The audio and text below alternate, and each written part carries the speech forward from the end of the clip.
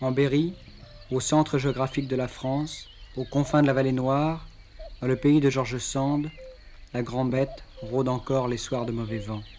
Dans cette région morcelée en petites fermes, le sorcier fait toujours recette. Son influence est réelle, heureuse ou maléfique. C'est à sa recherche que nous sommes partis, et peut-être avons-nous parfois frôlé le diable son maître. Un village comme tant d'autres.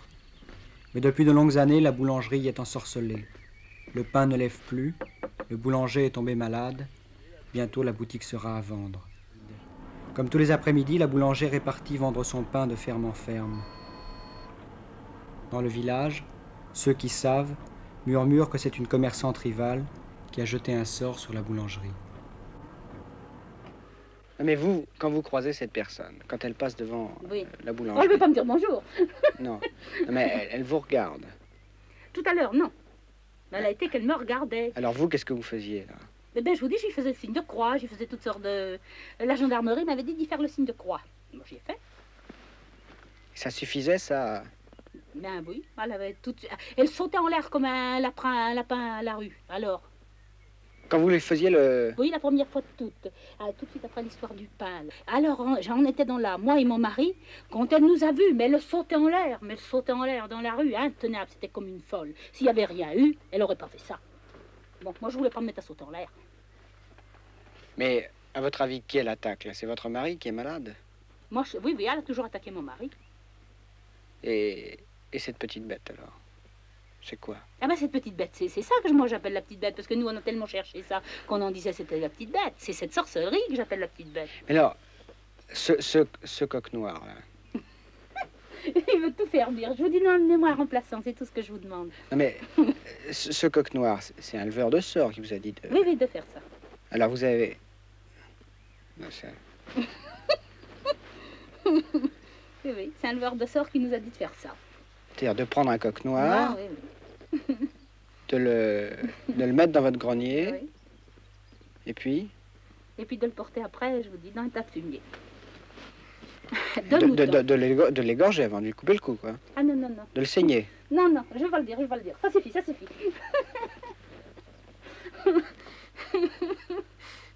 Pourquoi vous voulez pas? Oh, parce que vous savez que c'est tellement...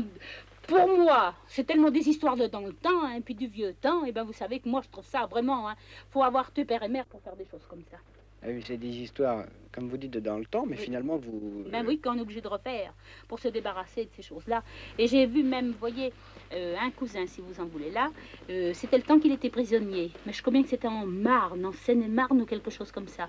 Il disait qu'il se faisait du mal entre voisins, mais d'une façon incroyable, qu'il pouvait se faire du mal. Et au point qu'après, pour se décharger de ce mal, qu'ils étaient obligés d'arriver à en tuer des enfants. C'était honteux. Tuer des enfants? Ah oui. À en faire mourir de leurs enfants. Vous avez tué un coq? Oui. J'aime mieux, parce que j'aurais pas voulu tuer ma fille. Je préférais me sauver. Délire, non. Ou alors il s'agit du délire de toute une collectivité. Car cette femme exprime à voix haute ce que tout son village chuchote. Il y a si longtemps que la terre et les murs du pays sont nourris de ses croyances. On y vit la sorcellerie au jour le jour. Une sorcellerie dépouillée de beaucoup de ces oripeaux fantastiques du Moyen-Âge, mais c'est bien la sorcellerie qui explique encore parfois l'angoisse, les maladies, la mort. Et c'est elle qui habite déjà le paysage de ces enfants du catéchisme. Que peut être exactement un sorcier? Un sorcier, c'est quelqu'un qui fait alliance avec le diable, avec l'esprit du mal, pour se venger contre les hommes et faire le mal vis-à-vis de son semblable. Créer, tu vois, des difficultés dans la famille, dans les récoltes, dans les animaux et même sur l'individu. Le sorcier, c'est celui qui fait mal. Parce qu'il est voué, il a donné, il a vendu son âme au diable pour avoir certains pouvoirs et il les exerce en vue de faire le mal. Est-ce que vous connaissez des sorciers qui n'habitent pas loin d'ici? Dans la région? Oui. Ah, il faut que je te le dise. T'en aurais bien peur. Si j'en connais en tant que prêtre et que j'ai eu affaire à eux, je peux pas le dire parce que je suis tenu au secret professionnel et au secret. Qu'est-ce que le curé doit dire tout ce qu'il voit? Non. Eh bien alors, tu vois, je peux pas te répondre. Je dois savoir qu'est-ce que c'est qu'un leveur de sorts. Un leveur de sorts, vois-tu? Si tu crois que t'es ensorcelé, ou que quelqu'un de ta famille est ensorcelé, ou quelqu'un d'autre est ensorcelé, il va voir le barreux de sort et le leveux de sort, qui, en faisant des prières au nom de Dieu, en invoquant les bons saints, la Sainte Vierge, va couper le mal, barrer le mal qu'a fait le sorcier. Ou alors il va le lever. Que veut dire le mot lever? Emporter et soulever, emporter. Et si tu vois un barreau de sort, il dira souvent, eh bien, mon petit gars, mon vieux bonhomme, ma petite dame, je prends le mal sur moi, vous pouvez partir tranquille, le sorcier ne peut plus rien sur vous. Il a levé le sort, il a barré le sort. Tu vois? Combien y en a-t-il de sorciers dans le coin? Des sorciers dans le coin? Oui. Eh bien, c'est que mon vieux, je ne les connais pas tous et puis je peux pas toujours te le dire. Mais à peu près, là, dans le coin. Ah, dans le coin? Oui. Oh! Par canton, tu veux dire par commune ou comme les médecins, par exemple? Tu sais que les médecins, il y en a 4 ou 5 à la Châtre, il y en a à Saint-Tout. Eh bien, sorciers, parce qu'il faut pas... Vous confondez tout, vous parlez de sorciers, de penseux, de barreux. Eh bien, mettons qu'il y en a à peu près autant que de médecins. Hein?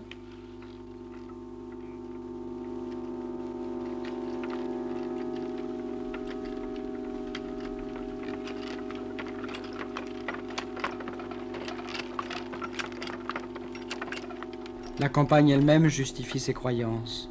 Le soir, la peur dessine d'étranges apparitions au-dessus des haies, comme autrefois lorsque l'on se rendait à la charibaude, c'est-à-dire à la veillée. Et mademoiselle Marie, vous y croyez au sort? Moi? Oui. Oui, toi tout. Je laisse couler. Non, j'ai pas peur des sorts. Et une personne qu'on juge, naturellement, qui peut vous faire du mal, j'en aurais peur. Question de ça. Vous y croyez alors? Ah oui? Mais vous n'avez pas peur? Non. Oh oui. Moi, j'y crois. Pourquoi? Et je les doute. Vous l'avez vu? Je n'ai pas vu, mais je l'ai tellement écouté, raconté, que j'ai confiance. Et je doute les sorciers. Vous doutez les sorciers? Oui. C'est-à-dire que vous ne les craignez pas alors? Oui, comme ça les craint pas, oui. Quand on doute que les sorciers... Quand on doute, on craint rien. C'est ça. Soi-disant, Oui. c'est pas... Il voulait pas brûler. Jusqu'avant la guerre de 14, moi j'étais gamin, mais toutes les veilles de fête, on avait dans toutes les écuries des bêtes, on avait des petites bouteilles qu'on remplissait d'eau bénite, et puis qu'on mettait ça à la veille des fêtes, et on fermait toutes les portes à l'intérieur. Oui, parce que c'est les nuits de fête, les veilles de fête où les sorciers qui sont le plus dangereux. Alors, on ne peut pas affirmer, c'est des choses qu'on n'affirme pas. Non, ça se dit qu'il est sorcier, oui. Hein, mais accuser quelqu'un d'être sorcier, ça doit être dur. Ah oui, on peut pas le dire, parce qu'on peut pas... Un jeune Ils film, tu disent crois pas pas? s'il faut du mal. Hein, on n'accuse pas quelqu'un de sorcier, ça doit être Non, une ça, insulte. non. Je sais pas où va l'accuser. On dit, les gens disent qu'il est sorcier, et on le dit aussi. Mais L'accuser a un truc à vieux, comme on dit. Mais on peut pas dire ça ouvertement. Pourquoi? Parce que c'est une accusation. Parce qu'on a la trouille qui nous fout de quelque chose. Elle tourne. Et il n'y a rien dans le sens qu'elle tourne. Donc c'est zéro. C'est nul. Et si le pendule ne tournait pas? Ben, si elle ne tourne pas, il y a tendance à avoir quelque chose. Mais elle doit tourner, en principe. Et c'est comme ça que vous avez découvert la première fois que... Ben, la première fois, ça m'a été expliqué. Elle doit tourner dans un sens, généralement dans un sens ou dans l'autre. C'est rare immobiliser, mais enfin, en immobilisant, automatiquement, il y a toute tendance à y voir quelque chose. C'est-à-dire, enfin, quand vous dites quelque chose, c'est-à-dire un sort. Oui. Vous avez découvert des preuves de l'ensorcellement de l'étable? Bah oui, les veaux, il avait quelque chose d'un côté ou d'une autre, qui n'était pas normal, que le vétérinaire ne dépiste, les médicaments ne font rien, il ne connaît pas. Et près de l'étable, vous avez découvert quelque chose? Derrière l'écurie, j'ai trouvé des petites pierres, une fois, je crois que c'était comme des plumes, comme une plume. Des objets inhabituels? Oui, ou enfin des objets avec la pendule qu'on arrive à trouver.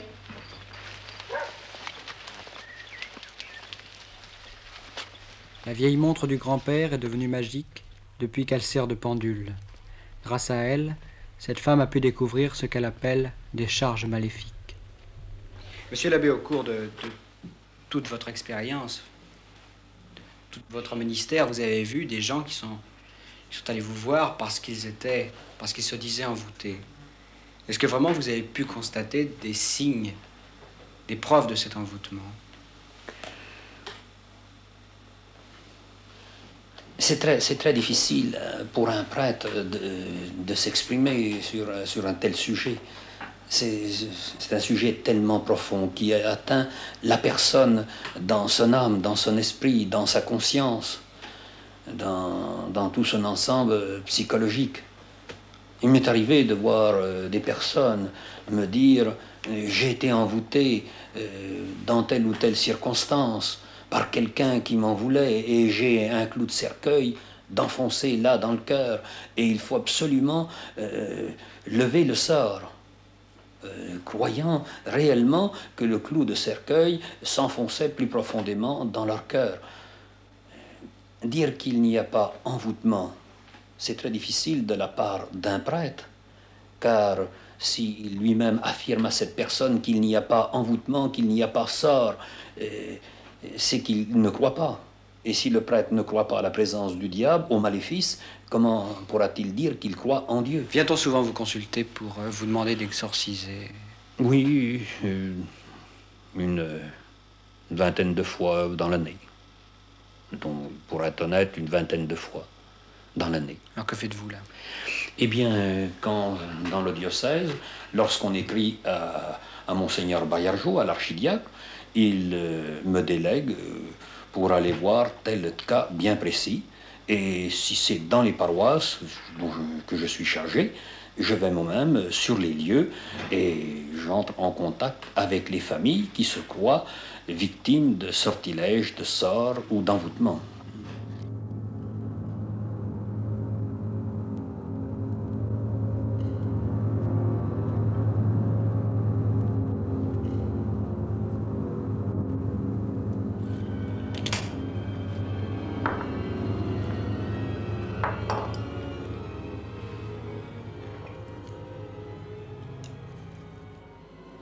Un crucifix, un rameau d'olivier, une fiole d'eau bénite, la sorcière bénéfique vit parfois à la lisière de la religion.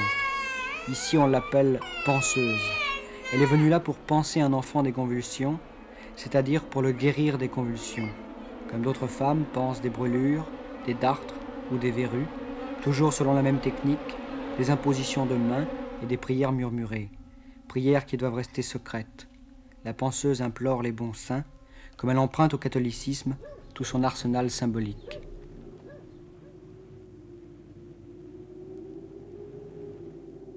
Un soir de rage, notre dernière visite fut pour un ami. Dans les villages, on dit de lui qu'il est leveur de sorts et sans doute le plus puissant de la région. Lui répond simplement qu'il exerce le métier de hongreur et aussi qu'il connaît beaucoup les hommes.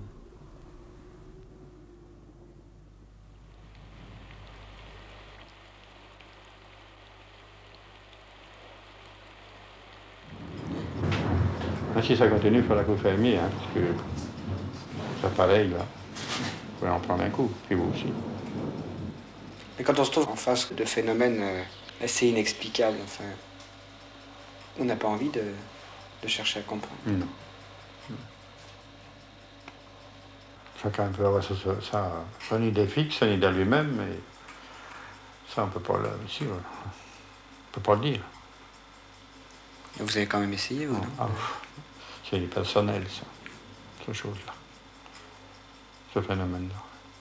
Comme tous les phénomènes mystérieux, c'est personnel, ça. Vous regrettez votre réputation de leveur de sorts? Oh, ça, non, je m'en fous, je m'en balance. Ça, je m'en balance. Le principal que j'estime, c'est d'être honnête. Et ça vous a jamais créé de tort, cette réputation de leveur de sorts, qu'on vous a fait? Aussi. Si, ça.